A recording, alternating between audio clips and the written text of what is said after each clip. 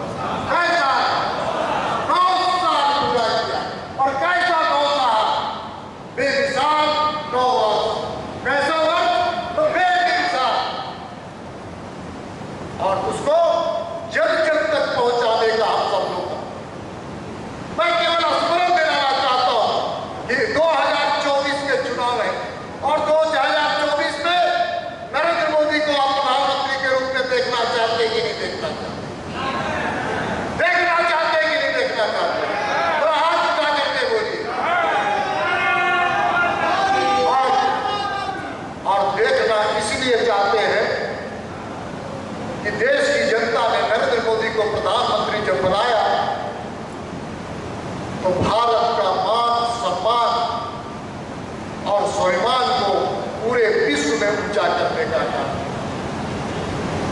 अगर देश की जनता नरेंद्र मोदी को प्रधानमंत्री नहीं बनाता, देश की जनता अगर भारतीय जनता पार्टी को केंद्र में सरकार नहीं बनाता, नहीं बनाने में सहयोग करता,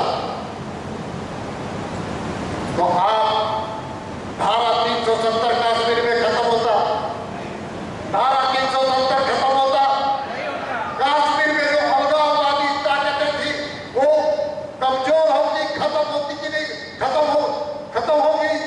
सॉरी, 370 खत्म हुआ तो वहां पर अलगाववादी ताकतें खत्म हुई कि नहीं हुई?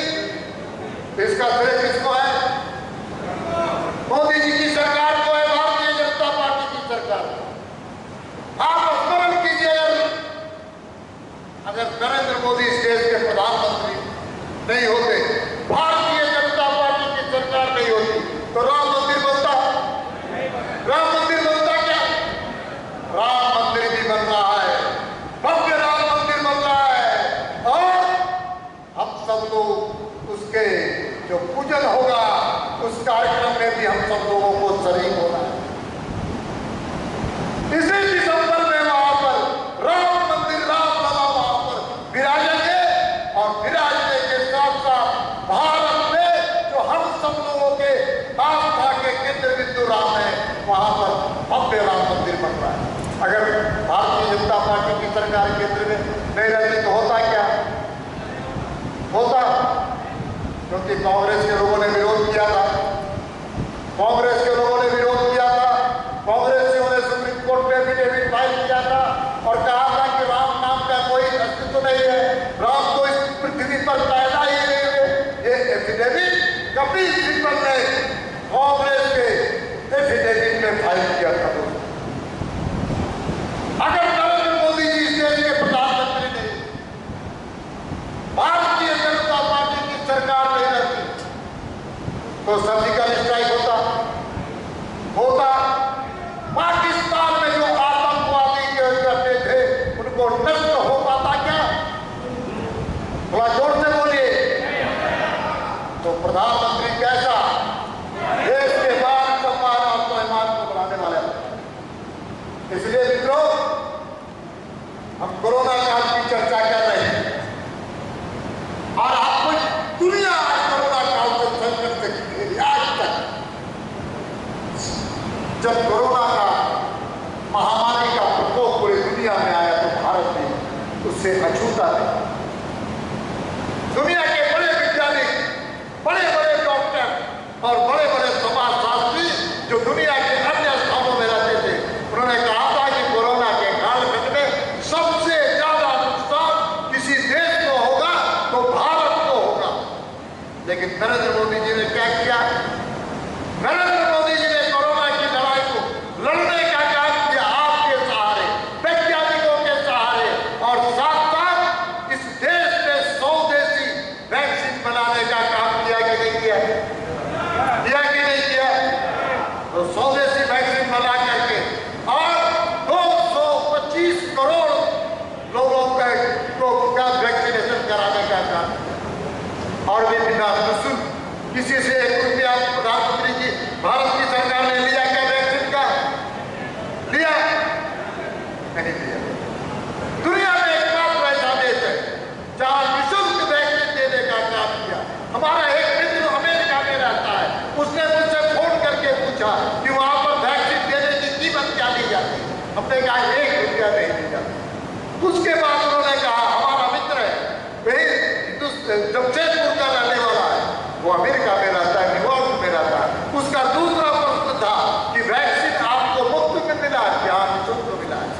उसके बाद उन्होंने कहा कि उस निःशुल्क वैक्सीन में सर्टिफिकेट कहीं मिला क्या आपको? कहा हम लोग के भारतवर्ष में वैक्सीन के साथ साथ मोबाइल में सर्टिफिकेट आ जाता है।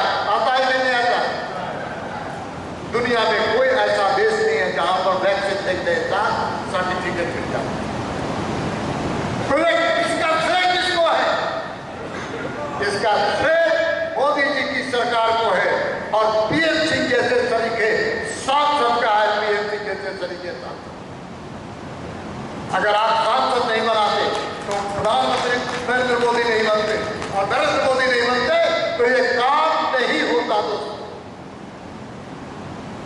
मित्रों,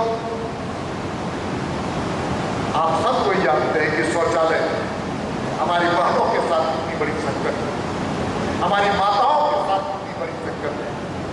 पुरुष तो कहीं जाकर के शौच कर सकता था, लेकिन महिलाएं, मेरी बहन, मेरी बेटियां, हमारे घर की लड़कियां, औरतें, कितना शर्मसार होना पड़ता था। कोई कल्पना में नहीं किया था कि देश के आजादी के लिए लड़ने समय अगर शौचालय की व्यवस्था नहीं है, लेकिन प्रधानमंत्री जी ने क्या किया, घर घर शौचालय बनाने का काम किया कि नहीं किया। तो ये फख्र की बात है कि नहीं है? बड़ा जोर से बोलिए दोस्तों। सड़क के निर्माण में हम बनाना चाहते हैं आपको। देश में जो सड़कों का निर्माण हुआ है, सड़कों का जो निर्माण हुआ है, चाहे गांव की सड़कें हो, चाहे शहर की सड़कें हो, चाहे नेशनल हाईवे, एक रेगुलेशन लाने का काम। और एक आंकड़े बोलते हैं, आंकड़े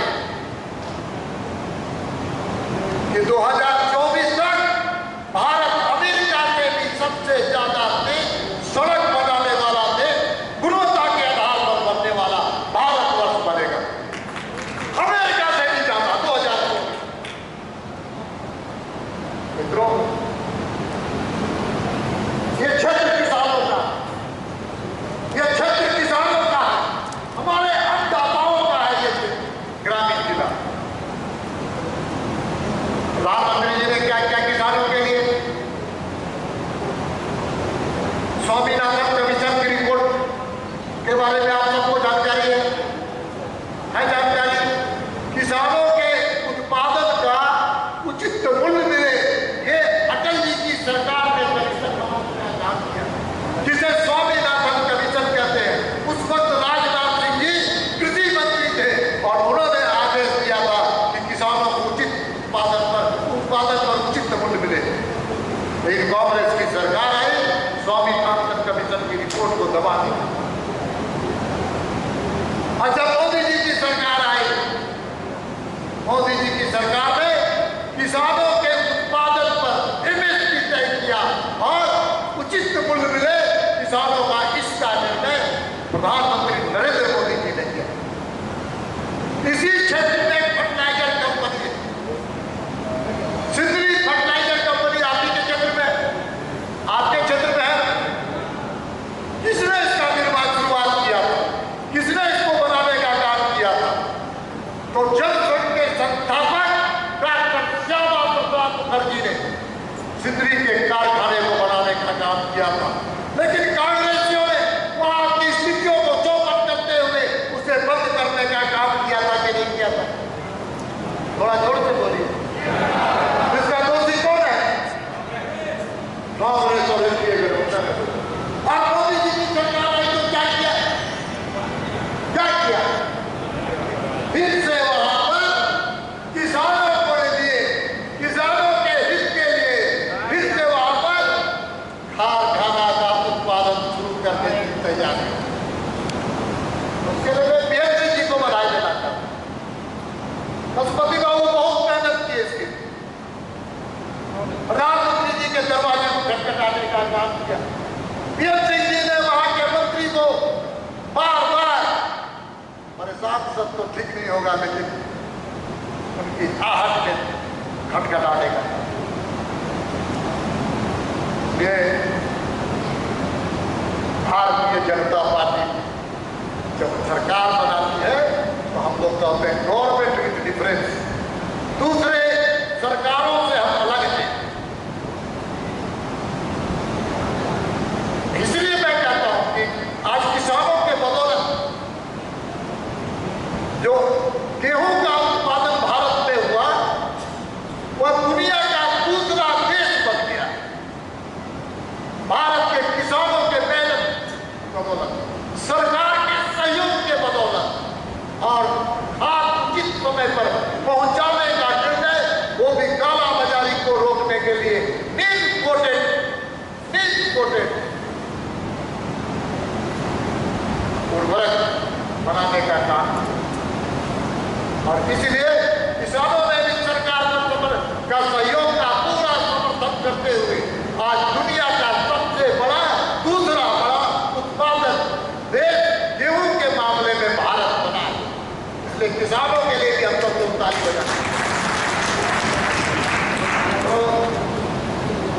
हम सब जानते हैं कि आयुष्मान योजना है ना, आयुष्मान योजना। अब आयुष्मान योजना गरीबों को लाभ मिल रहा है कि नहीं मिला? मिला कि नहीं मिला? अब मैं मेरे कार्यकर्ता मांडल के रहने वाले बहुत ही निर्धन परिवार में जन्म लेने वाला एक आदिवासी कार्यकर्ता तो जब हार्ट अटैक होता है, वो एक निर्धन है, बेचारा जिसको कह सकते हैं गरीब परिवार में पैदा हो, लेकिन भारतीय जनता पार्टी का कार्यकर्ता है। और वो जब चुनाव में मांडल का चुनाव हो रहा था, उसको हार्ट अटैक, हम लोग गाड़ी से लेकर के पहुंचे, तब मुझे जानकारी मिली कि अब हार्ट अटैक में स्टैंड लगता है। स्टैंड भी भारत की सरकार इतने सस्ते दर पर कर दी कि गरीबों को अब कोई भी इस प्रकार से दूसरे पैसे की जरूरत नहीं पड़ती है, कर्ज लेने की जरूरत नहीं पड़ती है, और आयुष्मान से बीमारी। इसलिए आज गरीब प्रधानमंत्री नरेंद्र मोदी जी के साथ अब तो दवाई भी जिसको कहते हैं बड़ी बड़ी कंपनियों के अलावा जेनरिक दवाई जिसको कहते हैं, वो गरीबों को मिल सके, सुलभ मिल सके, इसकी योजना को क्या प्रारंभ नरेंद्र मोदी जी ने किया है। जिन्हें उज्ज्वला योजना किसी तरह से, इसलिए मेरा आग्रह है कि हम एक उदाहरण मैं देना चाहता हूं। जो हमारे डिफेंस, जिसको सुरक्षा रक्षा, जो मिलिट्री हमारे लिए देश के लिए जान लगाने का काम करते हैं, अपने प्राणों की चिंता में। जब कांग्रेस की सरकार थी, मनमोहन सिंह की सरकार थी, तो हमारे सेना के पास लड़ने के लिए बारूद नहीं था, उनके पास सुरक्षा के लिए जो बुलेट प्रूफ जैकेट होता है वो नहीं, ये था कांग्रेस का काम।